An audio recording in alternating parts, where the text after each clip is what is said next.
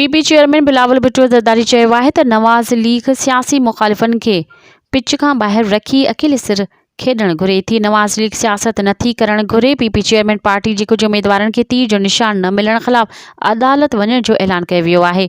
बिलावल भुट्टो ज़रदारी चयो आहे त नवाज़ लीग जे दॿाउ में अची आरो चकवाल टूबा टेंग सिंह ऐं लाहौर में अक्सर उम्मीदवारनि खे तीर जो निशान न ॾिनो।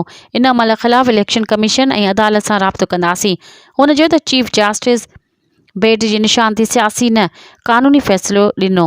पीटीआई पारां सॼो मलबो सुप्रीम कोर्ट ते विझणु नाइंसाफ़ी आहे। पीटीआई पाण इंट्रा पार्टी चूंडूं दुरुस्त न करायूं।